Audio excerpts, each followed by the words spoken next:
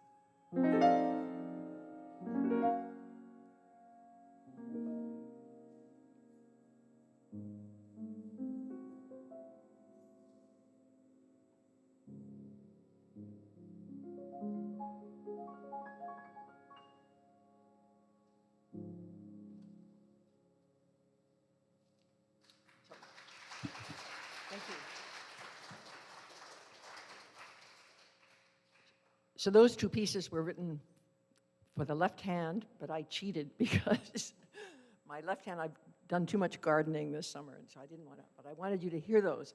Now I'd like to play the slow movement from a sonata that was written at Terezin by Gideon Klein. He was a Holocaust composer, and almost all the Czechoslovakian Jewish composers who were sent to Terezin composed music there, and over, and I'm a scholar of that period and have recorded, and worked with the group from the Boston Symphony that reclaimed all that music. What they heard was the siren when Jews were being rounded up in, in ambulances and police cars. And in our country, sirens are a different, it's a sort of a wail sound that we're used to with our ambulances and police. But in Europe, and anybody, when you first go there, you recognize that. And you'll hear those pitch tonalities in almost all the music that the Holocaust composers composed. And this is a tragic work, but I think it goes with Mr. Green's topic.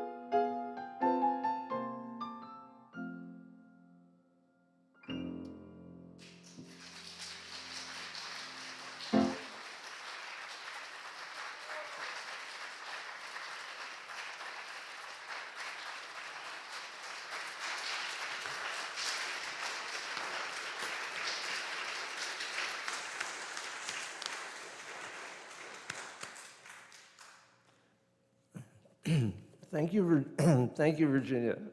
That was lovely. Before I introduce our moderator, I'd like to acknowledge and thank our seasoned sponsor, Microspec, and the sponsor of this talk, Monadnock Community Hospital, and Rosalie's Garden for the flowers. We're also grateful to all our community sponsors. They're listed in your program, and we're grateful to all of you here and online for joining us, and we appreciate all your support. We can't do this without you. Here in the church, you can leave donations in the glass bowl in the front, in the parish hall. The green cards in your pew are for putting on your contact information if you'd like to be on our mailing list or our email list. And they're also for suggestions, comments, critiques, complaints, suggestions for topics and speakers for next year. Online, you can leave those comments and critiques and questions in the live chat and donations at our website, monadnocklyceum.org. And now, our moderator, Elizabeth Goodhue, taught in New Hampshire public schools for 25 years. She now coaches crew, and she has a rowing clinic at the Dublin School.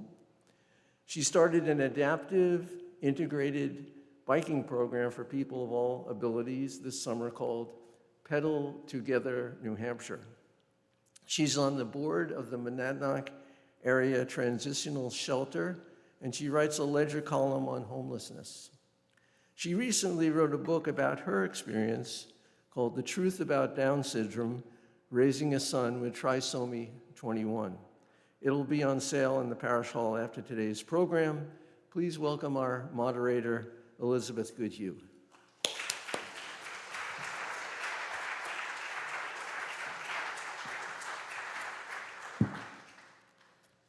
Good morning. I'm Elizabeth, your moderator for today. It's a pleasure to welcome you to the Monadnock Summer Lyceum with today's guest speaker, Alex Green. Following the presentation, our speaker will answer questions from the audience. Folks present in the church may write questions on the yellow card in your pews, and an usher will come around to collect them. For those watching virtually, please submit your questions by using the live chat section on YouTube. After the program, we invite you to attend an informal reception in the parish hall through the door to my right. Sat Jagat asked me to moderate the Lyceum and introduce Alex Green because I serve on the board of the Monadnock Area Transitional Shelter. I thought Alex was going to talk about housing for people with disabilities. And he is in a way, but not really. Sat Jagat was right to ask me to moderate, not because of Matt's, because Alex Green and I travel a similar path. I had a cousin, Susie, who had trisomy 21. In the late 50s, babies like Susie were sent away. My aunt sent her to live in Chicago with the nuns, but stayed involved with her life, spending summers and vacations with her. What choice did she have then? School wasn't an option, and how could she raise this child on her own? And I know how much she loved Susie. 30 years later, when my son William was born with trisomy 21, sending him away was not an option.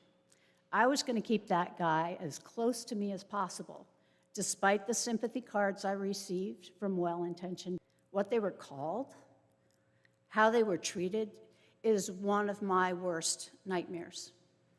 The institutions Alex addresses in his work closed in 1992 and 2014. William, my son, was born in 1989. So I waited until Friday to take a deeper dive into who Alex Green is. And one of the first things that struck a chord with me was what he told Harvard Magazine in an interview. You can judge a democracy on almost all its merits based on how its people with disabilities live. Because they are the ones who most need that kind of communal solidarity that democracy is supposed to represent. They are least capable of engaging in the fantasy of rugged individualism. As a parent of a 37-year-old man with trisomy 21, I get that this message is one that many people cannot understand. Green's work inspires people to grasp this concept, which is difficult to do if you do not have a disability or are close to someone who does. Alex dedicated himself to researching the histories of the Metropolitan State Hospital and the Walter E. Fernald Developmental Center when he headed the Waltham Historical Commission between 2010 and 2014. Between 1947 and 1979, these institutions buried most of those who died there in unnamed graves on a plot of land now called the Metfern Cemetery. These men and women who had been denied proper care and attention both in life and in death deserved a history. So Alex gave them a voice in death when they never had one in life by opening their records and identifying them. Alex states that individuals with disabilities and disability itself are integral to American history, and their rights are crucial to assessing our democracy's effectiveness. Yet so little of disability is known and legitimized. His book, A Perfect Turmoil, tells the story of a grave injustice that America must reckon with in our history and our present. It is one of a larger movement in the fight for the equal rights that people with disabilities deserve and have long been denied. I don't know what Alex is going to say today, but my brief surf on the internet tells me that his passion for this subject and his determination to fold people like my son into the fabric of American history is noble, and I already applaud it. Please welcome Alex Green.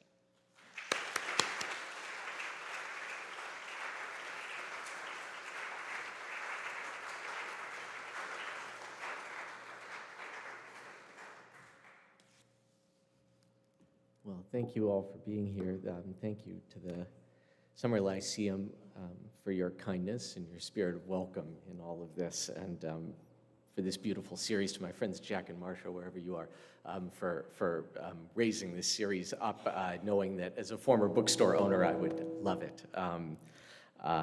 And to Virginia, thank you for the music setting this up so beautifully, including that last piece, which captures the time period of much of what I'll talk about today. And to the community hospital, thank you for your financial support for this. But most of all, Elizabeth, thank you for your remarks.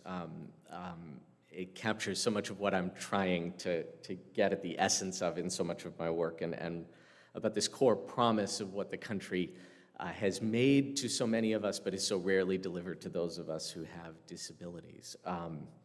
So I'm going to speak today about a person who is at the heart of trying to guide that promise toward disabled people, and then at many points guided that promise back away from them.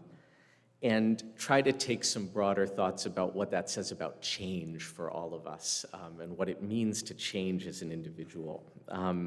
I don't think I can give you resolution on these things, and I'm eager for the conversation that we'll have. But maybe I can raise some things up in an organized way. And along the way, you know, in speaking with the organizers this morning, I think we share a belief that the conversation is what matters to me. Maybe that's why I couldn't resolve the comments I'll read in a little bit, but I'm going to try to actually move a little more swiftly through some of the background of who the person I'm going to talk about today is, so that we can get to that conversation, because I'd really like to speak with all of you and hear your thoughts. And I'd imagine that disability touches the lives of just about everybody in here, and if it has not yet, as a dear friend of mine used to say, the world is divided between the disabled and the not yet disabled, and it will eventually come for us all. And so I'm going to share a little bit this morning about who Walter Fernald was as the kind of central figure in my remarks. Let me see if this button will work. There we go. And then we'll get to the Q&A. Just a couple of things, because I'm going to move more swiftly. I have slides here. They're meant to just kind of wash over you. Don't feel like you have to read everything, and I'm not going to like stop at key points and read every word in them.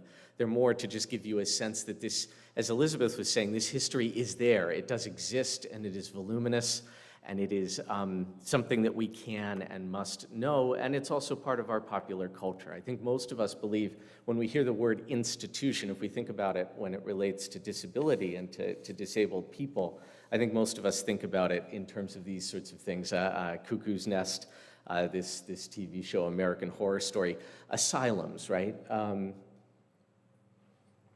For people like me, I have mental illness, I've been locked up in one of these sorts of places before, but that masks a huge history.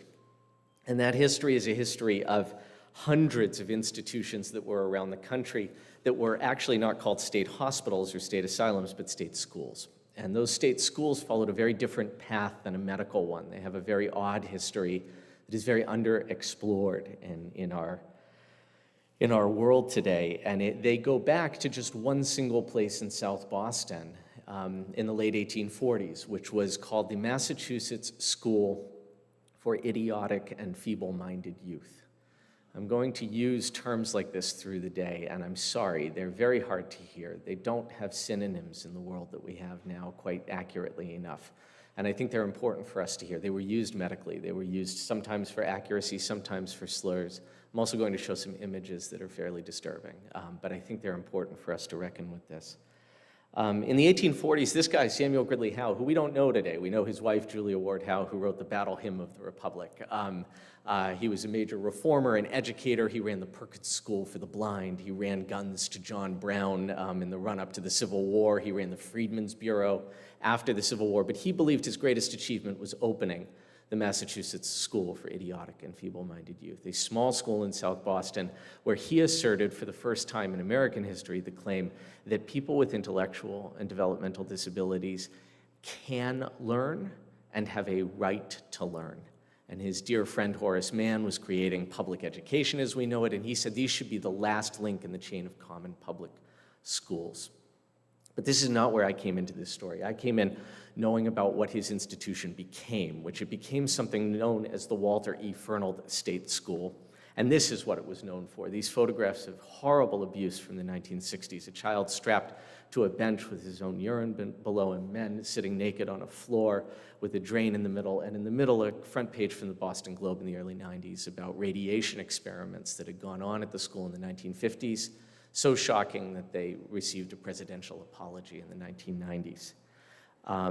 I learned this because as a member, as Elizabeth said, of my city's historical commission, suddenly I had the keys to this place when it was shutting down. And I couldn't figure out what it was, and I started wandering through it, and I started poking around with a dear friend of mine. And it was not safe. These places attract people who think that because thousands of disabled people lived and died in them in terrible conditions, there are people who celebrate these places. Neo-Nazis love these places. In the middle, those panes of glass are all filled with bullet holes. But I started trying to figure out what this place was. And at the root of that, this question kept coming up, is who is Walter Fernald? Who's this person named for? And nobody could tell me.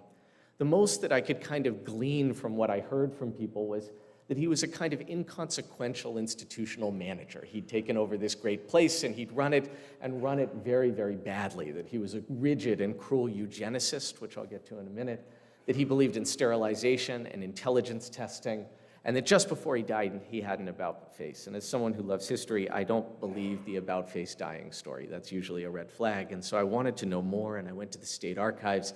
I'd heard everything had been destroyed, and I said, where are the documents?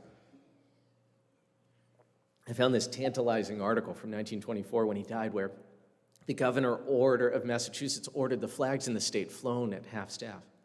And I thought, when have I ever heard about that with a doctor? So I started asking what documents they had. It turned out they had, at a minimum, 65 boxes of material. Now, through my work, I now know from 25 institutions that I've opened the records on there, we're coming up on 100 million documents. And they said, but here's the issue with Walter Fernald's writing and the writing about this school. It's all out of order by date and page. Every single page is from a different year and a different thing. Oops, I jumped way ahead, I'm sorry. And also, everything has to be pre-read and pre-redacted by us first, because all of this is protected by medical privacy. So I said, can I look at one box? Could I actually go back a slide? I'm sorry, I jumped one slide. I asked if I could go through one box, and what I saw in that box was not the kind of Auschwitz, quite frankly, that I thought I would see. It was something very, very different. It was a school that had beautiful classrooms and children well-dressed. And I started fighting to get into all of these documents. Someone said, well, if you want access, you could probably threaten to sue the state. So I put together a massive legal complaint, and I threatened to sue the state, and they gave me access to all these. And I could sit down for a couple of years and go through all these records. And what I started to find was something very, very different. John Dewey, the famous educational leader, asking for records from this institution. Booker T. Washington asking Walter Fernald if he can send his educational methods his way. William James, the first psychologist in America, saying, can I bring out my experimental psychology class to your school every single year? People writing from Japan with letters saying, like, thank you so much for showing us how to run a better educational institution for people with disabilities. John Harvey Kellogg, all kinds of people writing into this place. And so I started diving through all of these records, and this is some of what I found. Walter Fernald was a world-famous individual who's now lost to history. And when he got to the school in 1887, it was in total ruins. But the idea had taken off of creating schools like this around the country. It was starting to gain traction with a very different facet to it, which was that people were keeping people in them for longer and longer periods and growing them ever larger. And when Samuel Gridley Howe died, he warned, don't ever do that. Don't ever do it. The human family is the fundamental unit of human society. Fernald says, this is awful here. We got to get you out of the city. So he moves out to Waltham, 9 miles out of the city, builds this beautiful campus, and he basically tries to construct for a 10-year period, a utopia for intellectually disabled people. He says in this, like, keep them away from the gaze of idle curiosity seekers. And he's really good at what he does. He's from Kittery, Maine. He went to the New Hampton Literary Institute here in New Hampshire. He is a true believer in the idea that these kids can get an education and can function out in the world, and they have a right to do it. And he becomes renowned for the methods that he comes up with, which are at the intersection of medicine, science, education, social policy. He can do all these things. And so he starts to build it out. He introduces physical education when we're still creating playgrounds in America. He develops medical ideas that are revolutionary, like the first outpatient clinic you can go to with an intellectually disabled kid and get a diagnosis from someone for free. He creates the first special education class in a public school in America, in Rhode Island, as we know it today, a program that now serves 7.5 million children. And he starts introducing all of these ideas that go in the face of what we think of as these institutions having become. He provides some measure of dignity to people who have never been given that chance before. At the root of all of it is to train people how to do work so they can survive out in the world. And he's trying to teach people basic skills. So there's a lot of workrooms in this place. People build roads, they build the institution. This could seem very bad now, right? This could seem a bit like forced labor. But in the time, they're taught how to be self-sustaining so that he can let them go. And this holds for about a decade, by and large.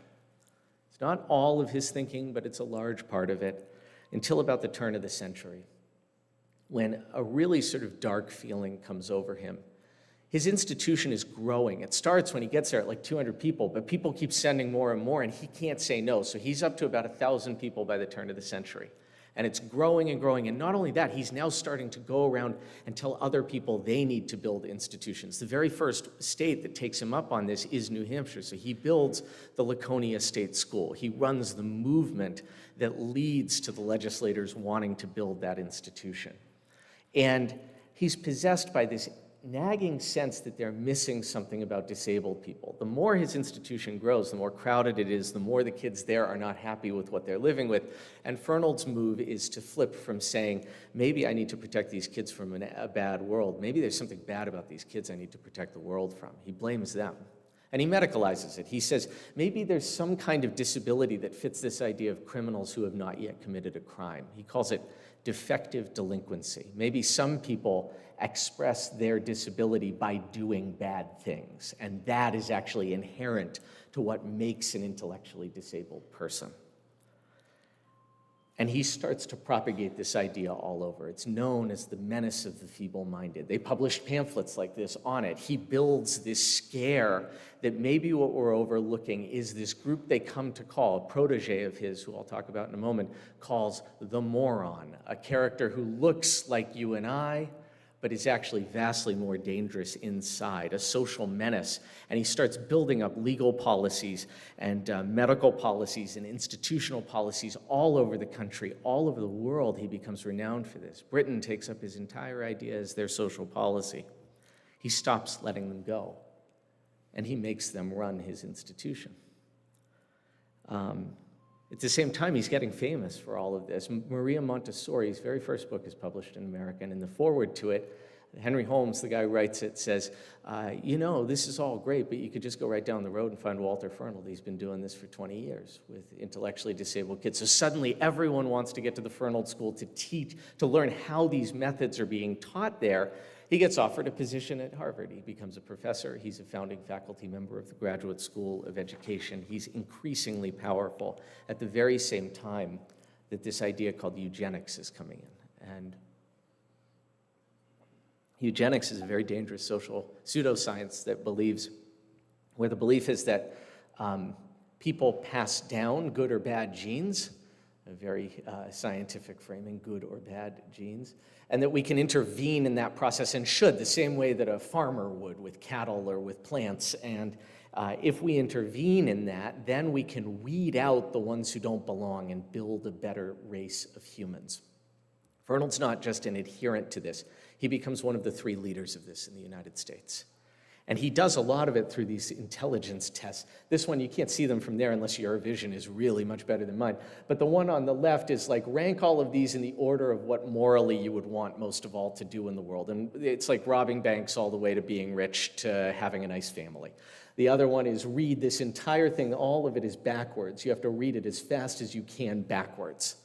Why? Who the hell knows? These tests are not exactly the most reputable thing, but they're trying to get at some idea that intelligence will tell us something really unique about these intellectually disabled people, and we'll understand how to identify them. And of course, his protege, Henry Goddard, is the main guy for this. That's an original blank of what's called the Binet test, which Goddard brings back to America, works with Fernald to propagate, and that is the IQ test. That's what becomes the IQ test. Fernald, Goddard, and a guy named Charles Davenport begin to push this out there.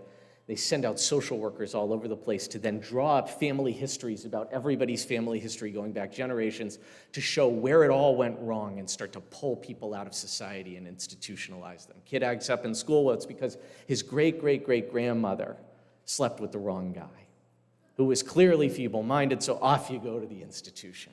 These are called black charts, and they start using this everywhere. This becomes a national scourge. This is the beginning of our obsession with intelligence testing. And the result is that these people can't get out, right? These are young women at a dance in the school, in a band in the school, running the farm. None of them can escape. They're victims of this idea. But around 1913, Fernald gets worried that the people who are around him are up to no good.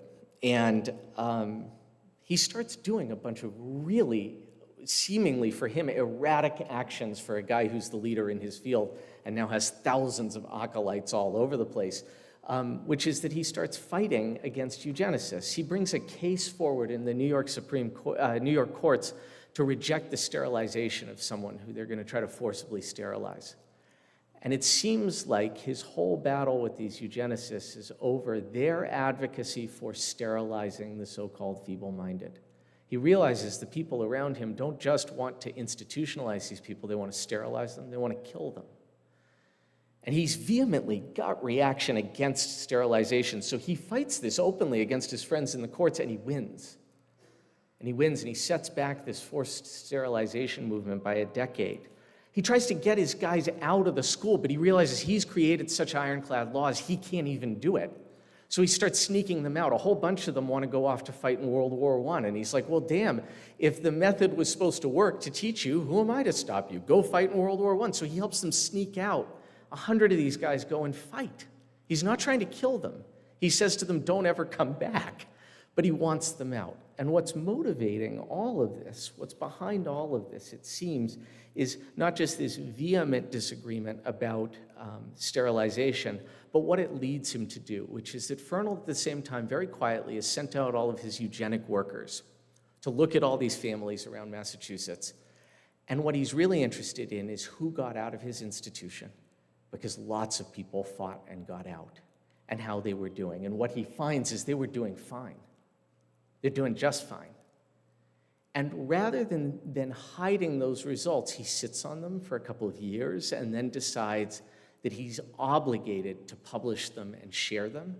And he writes a piece where he shares everyone's doing fine, and he says openly in it, I was wrong. I was totally wrong about this. We've got to do better by these people. They do okay. The whole original method of this place actually works, and we can let them go. And he starts publishing all these things. He gets bolder and bolder up into the 1920s. He's calling for the abolishing of the very thing that he's convinced the whole world to build. He says in 3 generations, we shouldn't have any of these places anymore. And he uses his institution as a training ground to train people who battle with eugenicists to tear down that movement and fight it. This is a very, very different message about an individual that I started with. He is a world-renowned institution builder, policymaker, and propagandist.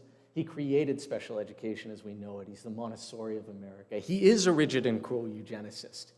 He's the first successful legal opponent of sterilization in America. He's a founding faculty member of the Harvard Graduate School of Education, and he does this years-long fight to dismantle eugenics. In 1924, he gets up in front of all of his colleagues, thousands of them in Washington, D.C., and says, tear it all down. He says, I'm the old guy in the field. I know everything about this at this point. I've done everything. We've made advances. Stop looking at disabled people and start looking at bad communities that are bad to their disabled people. That's what matters. He calls for what we now call deinstitutionalization. He calls it decentralization. But at that point, it's too late. He goes back to Waltham, Mass. He dies in 1924. Nobody takes up that work because that would require a significant amount of change and noble reflection. And instead, what we get is what we know, which is these things become the playbook for the Nazis. These things become the foundations of the Nazi Holocaust, which begins with disabled people, against disabled people. And the system grows and grows and grows, and that is not inconsequential on a personal level. This is John Scott. As Elizabeth mentioned, there's this cemetery with these graves. There's 14,000 graves like this in Massachusetts alone, hundreds of thousands in the United States, unmarked or nameless graves. John was buried in one in 1972, and no one knew where he was buried until 2018. So we get this history out of this. By 1967, there were hundreds of these institutions around the country and more than 200,000 intellectually disabled Americans in institutions. And the records that tell this story have been scattered, lost, burned in institutions, or covered up and blocked from the public in a way where we can't know this story unless we fight to know it. Near the end of his life, someone got up and said this thing about Fernald. He was supposed to deliver remarks on behalf of Fernald, and I'll see if I can read it from here, but he says, if Dr. Fernald were here, I know that the first thing he would do would be to remind you that the problem of the feeble-minded is itself a simple one. Nothing could be very much simpler than recognition of the fact that people differ in their mental stature as well as in their physical stature. The difficulty, Dr. Fernald always says, is caused by the rest of us, because although the feeble-minded can, within his capacity, adapt himself to us, we seem quite unable to adapt ourselves to him.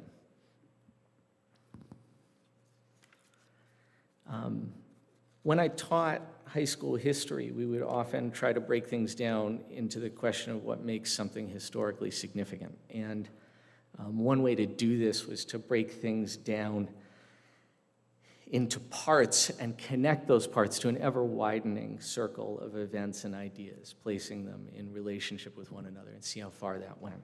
It's kind of an endurance test of a web of connections and an evaluation of what's weaving that web as opposed to what's being woven in. And another way to look at this thing called historical significance is to look at what remains the same over time. Continuity is powerful, and noticing it is exceedingly difficult to do because it is in so many ways the way we live. We seek consistency and continuity in our everyday lives. in our rituals and in our patterns of thinking, in our physical expressions of being toward one another. And the things we lean on for continuity when deeply understood and explored are often things of significance. But perhaps because of the dominance of these things, the structure of the web of connections and the continuities we engage in, significance is often most easily spotted where it's rarest, which is moments of change, recognizable change. And by seeing change, these other two forms of significance come more into view. So we have continuity and we have change, we have connection. And you can see this in the way we're taught history, right? As flashpoints, moments of discovery, invention, insurgence, conflict, with the great men of history, right? Think of Abraham Lincoln's views on slavery, Robert F. Kennedy's views on civil rights, and we take these actions that they've embraced and we fuse them to these moments of breathtaking and sweeping change. And these actions often tell us something about the connections that they forged with people they previously rejected and the connections they reject with people who they previously found common ground. I think we're rightly drawn to understanding how they came to believe that their views were wrong, that the actions those views empowered them to take were wrong, that they had the power and responsibility to do otherwise. I think we're rightly captivated by the idea that there's something to be understood in the way they came to know that fulfilling their idea of what it meant to lead a good and decent life means meeting the demands of their conscience with actions that could, in the most charitable reading of these things, spare others the regret that comes with going so far down a similarly misguided path unimpeded.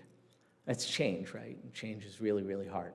It's really, really hard for us to do, especially when it's something we deeply believe.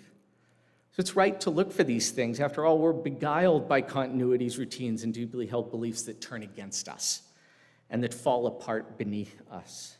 I think we all find that we've wronged others and ourselves, and I think we all know that the only thing that can get us out past these things as whole human beings who are part of the whole human enterprise of being part of a better world is to embrace the difficult work of embracing moments of change, especially when we've done wrong, through direct apology, actions that demonstrate apology through repair, or both. In this view, this language of continuity and change, connection and rupture, what then is the sort of question of the day? Can we take from Walter Fernald's change at the moment of recognizing that he was wrong and that his wrongs from the company he kept and whose work was endorsed by his presence to the very ideas of his own that he inflicted on the world were an affront to his own values? I find this infinite and overwhelming. It's a question, but maybe there are some insights I see that can be a guide. Fernald is a weaver. He's drawing other people into this connection, this web of connections that link ideas and actions and individuals in ways that haven't been done before. And his core question is constant across all of this.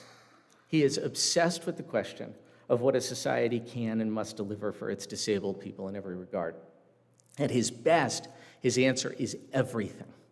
And I think at his worst, because it is continuity, his answer is everything. All the darkness that implies.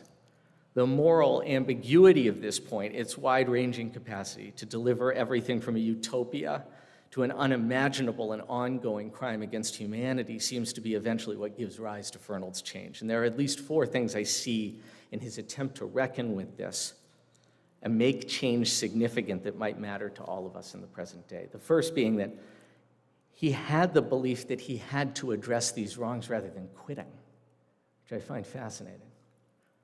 In our own age of great cowardice, it is striking to look back and think that he recognized that he was alone in his capacity to address these wrongs and could not walk away without leaving a vacuum that would have been filled not by the righteous, but rather would have been filled by the monsters he had helped raise up in the first place and found common cause with for so long.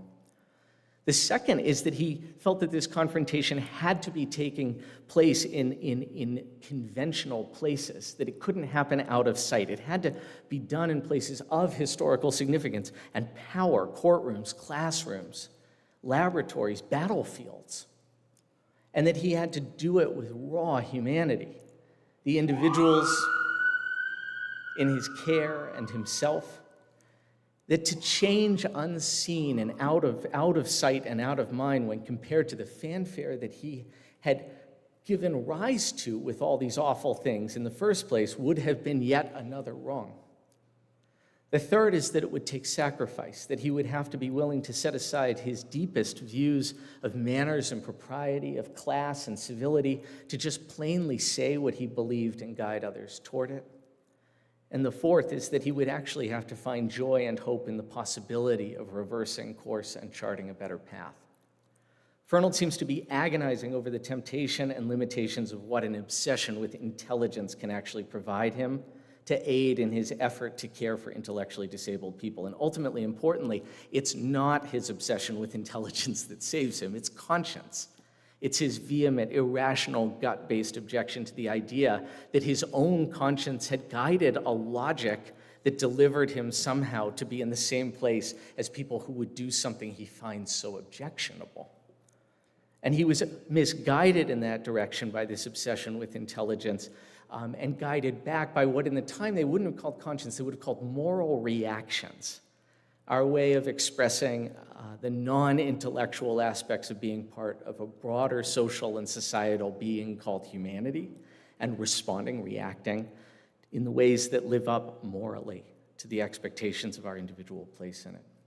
So what a shock it must have been to have spent so many years determining whether or not disabled individuals had a right to their fundamental rights by norming their moral reactions to a purportedly normal population, only to discover that those moral reactions of that normal population could be so misguided so easily and so innately immoral to the very motivating question of what a society owes its disabled people. Of the many shifts I can see in this guy's life, his naive and astonishing recognition of this one fact, which comes so late in his life, seems meaningful.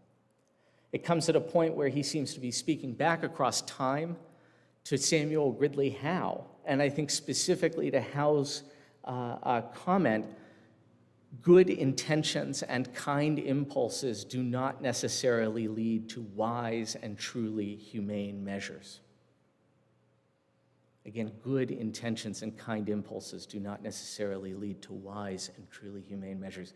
What the historian Howard Zinn once said to me more bluntly, they are evil, but we are not good.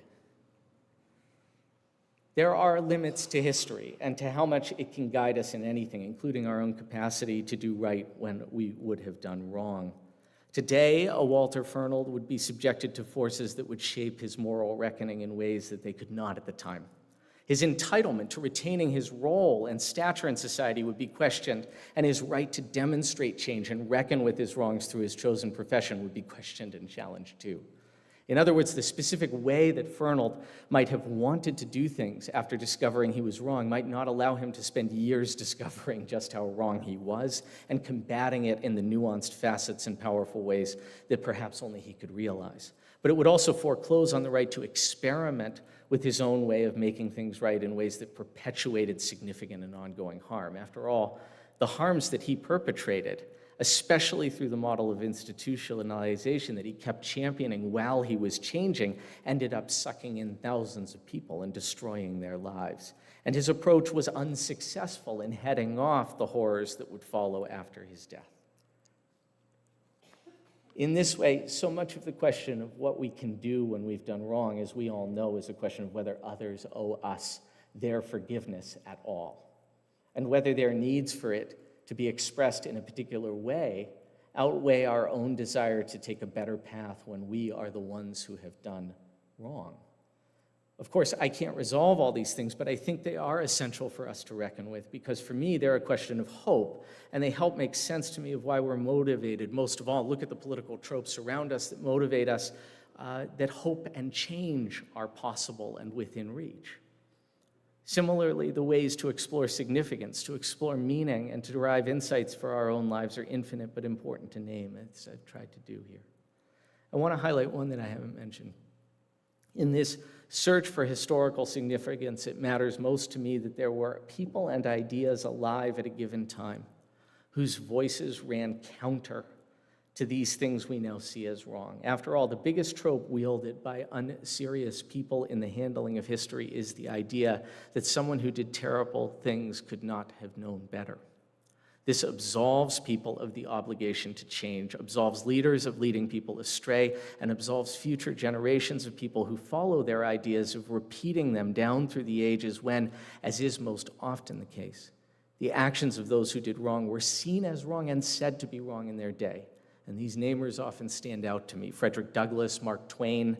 It goes on. And with Walter Fernald, while he was surrounded most of all by people who championed his ideas, there were countless examples of people who resisted him with all their might, telling him as plain as day just how wrong he was. He is not absolved by our ignorance of those who bravely confronted him in this way. And in many ways, denying that fact would deny him of his own years-long confrontation of himself, where he became one of his own biggest detractors. The question of the importance of simply naming a wrong and knowing that it was known to be wrong carries into the present. It is one of the great seeds of change.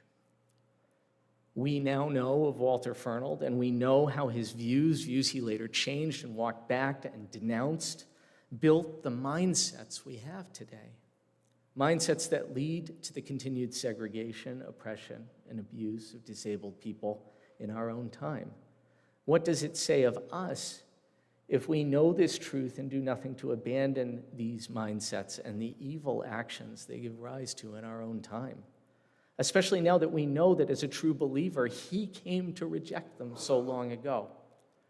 All over America, in this very moment, there is a deep need for non-disabled people to reject the indoctrination they have been fed that allows for the impulsive and destructive wiping out of disabled people's lives for efficiency and convenience, that denies us the right to the same compacts that built this nation and are granted automatically to the non-disabled and the not yet disabled.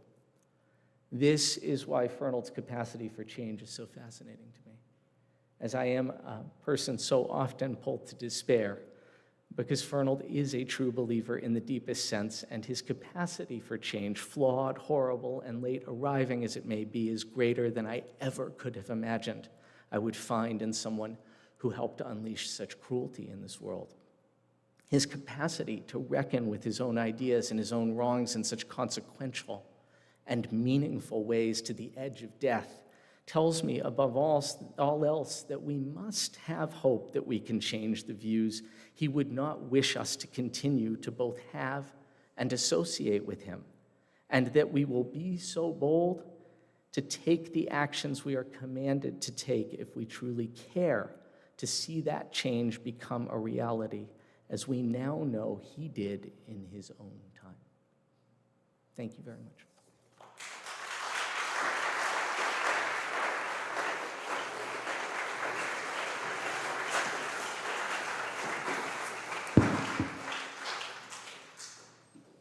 Thank you for your insights. We have some time for questions from the audience. For those of you watching virtually, you may continue to submit your questions by using the live chat section on YouTube. While the ushers collect the yellow cards, why don't I start with a question? Go for it. Okay, it's kind of long, but I tried to condense it. This January, Texas and other states challenged Section 504 and the integration mandate, which protects the right of people with disabilities to receive services in community settings rather than institutions. Although several of those states have withdrawn, and we're now down to Texas, Alaska, and Florida, they're still involved. So anyway, my son lives in a nearby life-sharing community built around meaningful work, purpose, and belonging, yet communities like his can come under state scrutiny because several people with disabilities live close together, which can make them look on paper like institutions.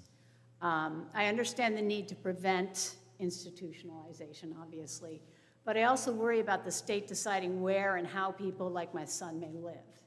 How do we protect people from institutions while still respecting their right and their families' or guardians' ability to choose the community that's best for them? It's the question. Yeah, It's the probably one you question. can't answer, but go for it. No, I appreciate it very much. I think, these states are pushing back against anything that gets federal funding it has to be used in an equitable way from the Americans with Disabilities Act to actually integrate people. And they don't want to do it. So they want to do this much more costly in every way, humanity-based and financially way of locking up human beings in repeating something that we now know is a pattern. You cannot group large numbers of disabled people in one spot and lock them away and have it go well. I think what you're describing is a fundamentally different set of attributes to this community, right? And one of the big questions you can just ask about any of these is, do people have the right to come and go? Do they have the choice to come and go, the freedom of movement to come and go? And if they do, I think we're talking about something very different in its ethic as a community. I don't think in the long term that I want to live in a country where that's the only option. I want to see that the ideology that motivates a good community like that is being integrated into the thinking of general community until the two become one. That's what we should be after. And unfortunately, I understand that running a nonprofit that way probably leaves them little bandwidth to do both. But I think that movement is what we don't have right now. In fact, we're moving in the other direction, as you're naming, and that's very, very scary. What the government should and shouldn't do, I think, is a very tense relationship for all of us involved with disabilities, because we need the government, and at the same time, the government is perpetually a source of such enormous difficulty in understanding what is just fundamentally right. So are these other big systems, right? This is about a certain type of institution that I've talked about, but you can read this into institutions in general. The reason someone like Fernald was so successful is because the institution of medicine reacted really well to this. The institution of social work reacted really well to this. Institution of education reacted really well to this. There's something in institutions that rejects us and that is very happy to do so. And I think that's the fundamental change that we have to be committed to, while we also respect the fact that not every disabled person asks to be enlisted into that fight and into that movement, and all of us deserve the mere equality of being able to have a decent life. And so I think anything that speaks of these decrees that come down from government that do not have the nuance to be appealed or thoughtfully dealt with becomes very problematic.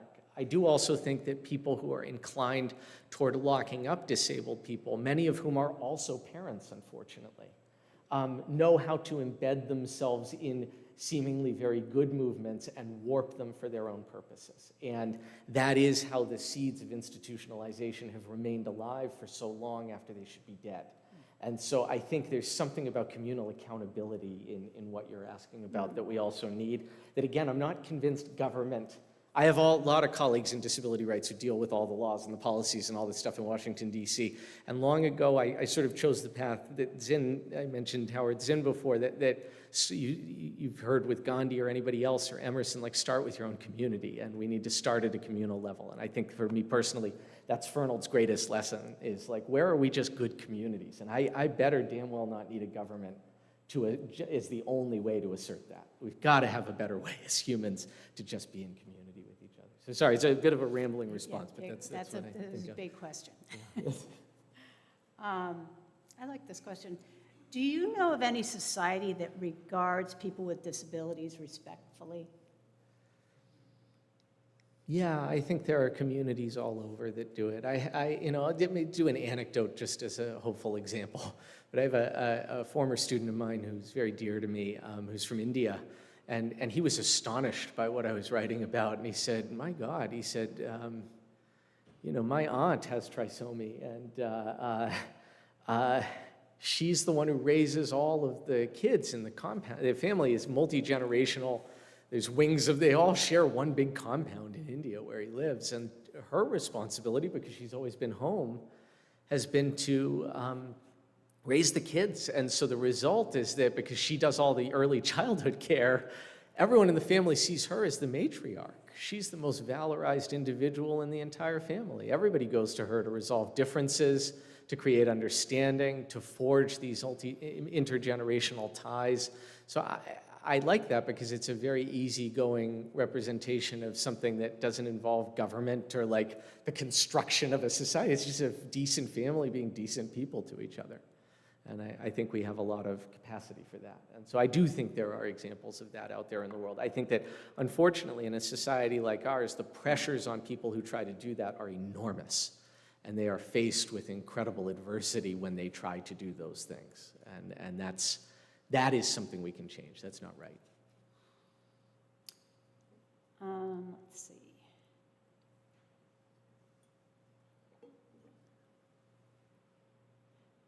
Okay, this says, since Reagan assistance to the mental health has declined, Yeah. how or what can be done to educate the public and the authorities to understand people with mental illness? So mental illness is an interesting one, and this is going to be some of my future work. I'm already sort of out there interviewing people around, but you all know the trope probably, and Reagan's a good one to mention, that deinstitutionalization failed. We have all of these crazy people wandering the streets who need to be locked up or whatever else it is, and they're suffering, and what are we going to do about this, and why did we close all these institutions? We need to bring them all back. And it's a lie. It's another myth. When I go out there and I actually talk to people who were state employees who led deinstitutionalization, what I hear are a massive, very quiet, organized campaign of violence to reject disabled people from ever coming into communities. And so the shift that I'm after, that I'll spend the years ahead researching, is deinstitutionalization didn't fail. It's what Fernald said, communities failed at deinstitutionalization. And I think until we come to grips with that as a starting place and really break down the ways that that failed, that we failed, which is a story of non-disabled people rather than disabled people, I don't think we can get anywhere with this. It wasn't just ever about funding. It's about mindsets. And what I'm hearing out there when I interview people are communities that violently, viciously, horrifyingly resisted any attempts at integration. Down to the bone, even when they knew it was illegal what they were doing. New York State has an assistant attorney general whose sole job is to protect the rights of the group of people who lived in the Willowbrook State School, a similarly large and horrible institution like the Fernald, against rich communities that try to refuse allowing them to live there in group homes, even though they know it's illegal because they're happy to waste the funds of the state. So they have a dedicated attorney general whose job is to go to court and say, you can't block this group home from opening in your community. And they do it anyway. Well, why do they do it anyway? Because they want it to be so onerous and horrible and difficult that eventually you just give up and find somewhere else to go. That's us failing deinstitutionalization. This person says, I saw no people of color in the photos of the institutions. Were the institutions segregated, or were people of color denied access? Great question. So Walter Fernald is as progressive as a moderately racist white New England dude of his era could be. And he's from Kittery. He's raised by like ardent abolitionists, like people who fought in the Civil War who would have been ashamed, frankly, by his timidness about this. In his own institution, it's fully integrated. And part of his weird non-pseudoscientific rigor is that, like, anytime the population of the school, when it's black folks or other, take your pick of minorities at the time, he looks at the population in the general population, the percentage, and if it goes over that percentage, he feels he's doing something wrong and the numbers are off and the intake is off. So he is actively monitoring to make sure that he doesn't become a place where people dump all the black kids. That's fascinating to me. And he generally does not pursue anything that smacks of overt racism. The most racist comment I could find in all of his papers was something about Italians. But it was a bad restaurant and he was in a mean mood. And but he, of course, surrounds himself by people who automatically turn this into race science and use this as a massive racial pogrom of sorts. And around the country, he is simultaneously aiding and advising black doctors who want to support intellectually disabled people in their communities and saying, come here and study and do the work you need to do, and also advising people who run segregated institutions and are absolutely espousing race science as we now know it and the roots of what becomes the Holocaust. So he's exceedingly overly tolerant of the good and the bad is maybe one odd way to frame it. but not in his own institution and never in the Massachusetts institutions. It would have been illegal according to state law, actually, so that's true too. How does this relate to mental illness rather than mental disability? Is that a very different story? Was the good intention of deinstitutionalization a mistake? So I think I addressed the latter part of that before, which is I think it wasn't a mistake. I think it was half-hearted and unsupported and misunderstood. You know, you just break down numbers. I mean, mentally ill people don't commit crimes by and large. We're the victims of a massive amount of crime. Like, we are by and large victims of violent crime. We're not the perpetrators of it. Attempts to recreate institutional systems like the one they did in New York a couple of years ago after all the subway stuff have just been, there's thing after thing now coming out showing how much they fail. They don't work. Forcing people into things just traumatizes them again and makes it worse and worse and worse and worse and worse. These are fundamentally two different systems. At some point, to your earlier part of the question, they merged. They threw everybody in together in departments of mental disease in most states, and then they re-split it again in the 80s into departments of what they then called mental retardation or mental health. But for an earlier period, they were very distinctly different. Samuel Gridley Howe would have said, I don't deal in mental illness.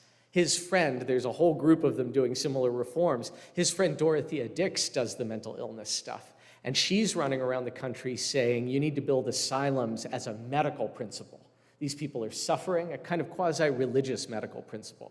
These people are suffering, and they need a place to find asylum where they can be out of sight and out of mind and rest and recuperate. So at their root, they're fundamentally different systems and approaches, because even going back to the colonial charters of this entire region, there are notes that show that they understood the difference between mental illness and intellectual or developmental disability. And fundamentally, what Samuel Gridley Howe envisioned building was a school system. And fundamentally, what Dorothea Dix was building was a medical system. And so those two things, the roots and the threads of them, are actually very, very, very different. And they hold in weird ways across time. And even when they try to mash these things together, there's still some difference in what they're trying to be, which is why for ages they continue to be called the state schools or the state hospitals as a differentiation. So we've known those differences a long time. How to diagnose them, how to split them up, whether people could have two at once, these are things we did not know as well. And we've discovered much more as time has gone on, that you can be a person with autism who also has really bad depression. Turns out we're all like people, so we have these things, So. What are ways we can increase accessibility for mentally disabled or intellectually disabled persons? First, find out where they are. You have to know where they are, like in your own communities, because segregation is just so brutal. I know this guy who is an institutional survivor who goes to the mall all the time, hoping that someone will bump into him and say something because he's so lonely. We're so segregated and isolated and stigmatized. Find where folks are, welcome them in. When I had my bookstore, there was a regular contingent from something called Advocates, which is a social service organization for intellectually disabled folks that regularly brought 6 to 12 intellectually disabled folks to book readings. That was awesome. And I made the bookstore welcoming in the ways that I knew how, and people who were in the community met people, and I saw it as my job to introduce them to other folks. But you have to set aside your stigma, right? Every phrase, I know we hear changing terms in disability all the time, and changing terms of how people want to be called in general for everything. So intellectually disabled was a big victory over using the R word, because intellectually disabled people didn't want that word anymore. But it comes again at its own cost, which is the belief that because it's an intellectual disability, the people who have it can't engage in intellectualism, which is patently false. So the people who came to the readings loved it. They got to hear from world-renowned speakers. They're thinking about ideas. They'd engage in conversation and ask questions. I think passively opening up space in the same spirit of welcome that is hard to get anyone who's not used to seeing other human beings in person, which is saddening, increasingly number of people in the world, is the work at hand. That's what you can do. And when those folks aren't there, it is good to ask the organizers of things, not in any kind of gotcha way, but in a like, hey, why don't we resolve this thing? Of like, I notice there are never any folks with intellectual disabilities here, but you gotta be around. Like, what are we doing? Can people come? How do we do that? Make that happen. That's the stuff. And then you will run into challenges, and those challenges, whatever they are, will be things you'll want to address for accessibility, like having a ramp in when you don't have a ramp, because you realize it's the only way for folks to get in. Whatever it is, those things follow almost by necessity. But first, you have to see these people against the ideology that was forcibly built on you that we don't even know we are the recipients of, right? I think we think our views about these folks are natural views, and they're not. They were built by someone. That's the whole purpose of what I'm trying to assert, is they were built by someone. Now that you know that, you can unbuild those. You don't have to be saddled with those. And the very first thing you have to do is see them fully as equal human beings, because that's the very first thing they wiped out when they built this system. Where are they all right now? If you look Yeah. around, there might be somebody here with an intellectual disability, but I don't know. So think about that when you're at church or in a cafe. Where are they? Why aren't they there? And what can you do to get them there? Yeah. Do you feel that disability policies today are moving in the right direction? No. No, they're just mean. They're so mean. There was that school district down around Nashua, maybe it was the Nashua School District, that was just trying to kick out all the intellectually disabled kids last year. And they got caught, and there was an uproar, but what a mean waste of time. And like, it's schoolyard bully behavior turned into policy for the spectacle of the whole thing against a group of people who don't want to be involved in fighting these things. It just becomes its own mess. I do think also, like, there are splits. There's no such thing as disability community. There are many disability communities, and there are disagreements among us in these communities about what government policy should look like. And I am very much on the wing of people who believes that, well, federal advances can be very good. We put too much stock in the government to govern decency, and that there's a lot we could do at a communal level. And it's not to throw shade on people who spend their time really trying to make these policies work, but I think it's very hard to do. And I think there is a contingent of people working on federal policies, and I think what we're seeing is that those are very, very brittle across the board. We have big laws in place. We've seen how those are falling all over the place, for everyone and for disabled people just as much. And the backstop against that is going to be something, I think, much more communal and decent. And I don't think we can legislate those things fully.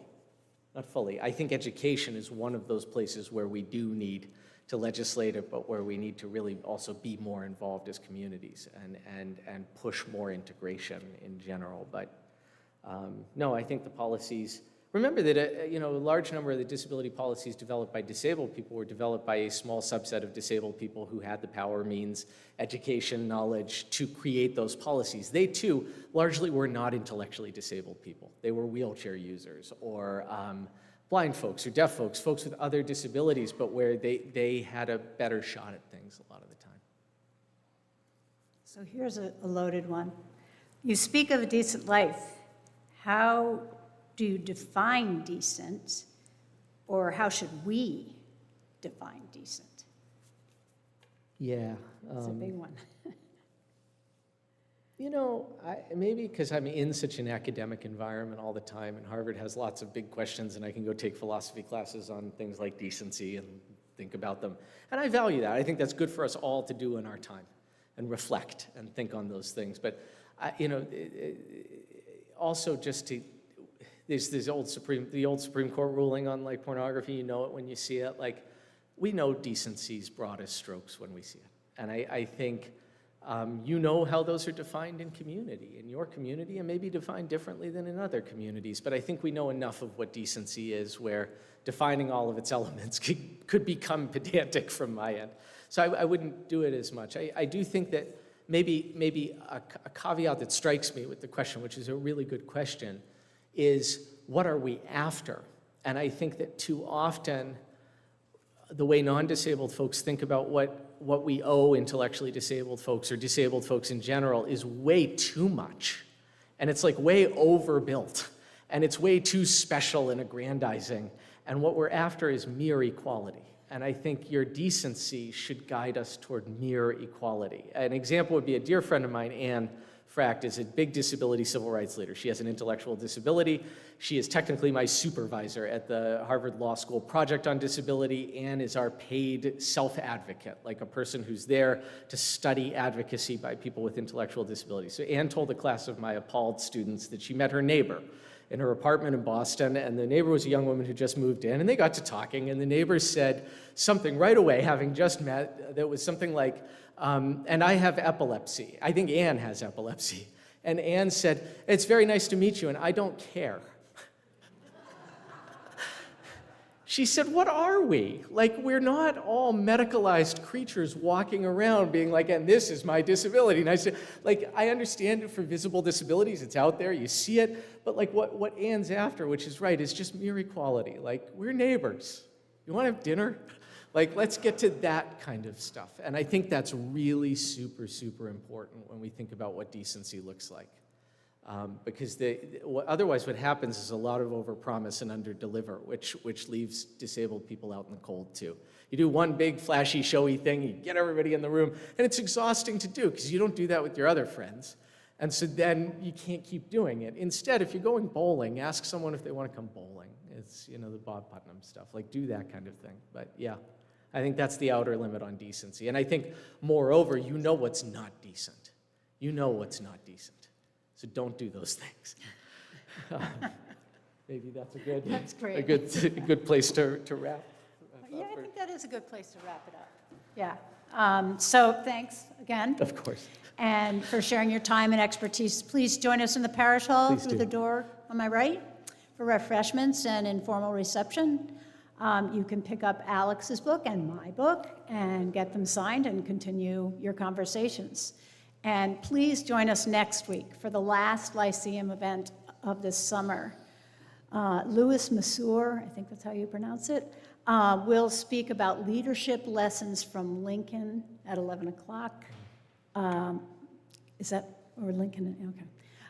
Come at 10:30 to prepare for the talk with the Civil War era music from Wendy Keith and Walden Whitman.